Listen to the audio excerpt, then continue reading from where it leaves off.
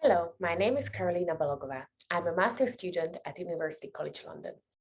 I'm going to tell you about my work I have done as part of my dissertation under the supervision of Professor Duncan Brumby, which is looking at how people configure their video conference tools for online meetings. In response to the COVID-19 pandemic, many people have started to spend a lot of time each day on video calls. Emerging research focusing on understanding users' behavior in remote work meeting has shown that people have been constantly adjusting their video conferencing setup to better match their needs. For example, as pandemic progressed, people became more and more comfortable deciding that they would simply turn off their video camera during certain online meetings. However, it is unclear how people set up these tools now that they are highly accustomed to this communication medium. Therefore, the aim of our paper was to investigate users' video conferencing setup preferences with a particular focus on the presence of the selfie window. The study addressed three main research questions. 1. How do people set up their video conferencing tool layout, camera, and selfie window? 2. How distracting, comfortable, and important do users find the presence of the selfie window? And 3. How often do people think they engage in activities that distracts their attention from the video call? We distributed a short online questionnaire to 115 participants. The survey was built using Microsoft Forms and consisted of 7 main sections. We asked a mixture of Likert scale and open-ended questions to gain insight into users' behavior, attitudes, and understand the main reasons behind their preferences. Let's look at our findings. Our results show that users prefer the gallery view over speaker view. However, multiple respondents explicitly stated that their preference hugely varies depending on the context of the meeting. Speaker view is preferable for large meetings or online lectures. Gallery view, on the other hand, is preferred for social calls and smaller meetings requiring collaboration. Half the participants reported having their camera usually or always on. They emphasize its importance when it comes to maintaining connections. Only a few opt for turning their camera off in their usual day-to-day. The main reason for this preference is the desire to multitask.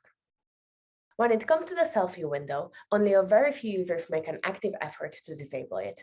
For most, it acts as an easy self-check, providing a sense of security and as a reminder of one's manners in front of camera. Surprisingly, however, many of our participants reported that they did not know that it was even possible to turn the selfie window off while still sharing their video with others. On the other hand, those who typically turn their selfie window off justify their preference by stating that its presence is a distraction that prevents them from focusing on other video call attendees. Despite some of the negative comments about the selfie window feature, most respondents are comfortable with the presence of their own visual feedback and do not find it distracting. However, it is worth noting that a considerable 25% still find it very or fairly distracting. On the other hand, the perceived importance of the selfie window shows mixed results. According to their own judgment, our respondents spent a considerable amount of time engaging in activities that distracts their attention from the video call, both multitasking and looking at themselves. Interestingly, looking at one's self-image was often described as reflexive, something that happens unconsciously, like looking in the mirror.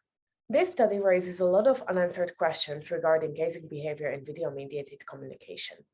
The fact that looking at one's selfie image was often described as something that happens unconsciously suggests that the self-reported metrics might underestimate the actual self-observing behavior, and its investigation requires an empirical approach.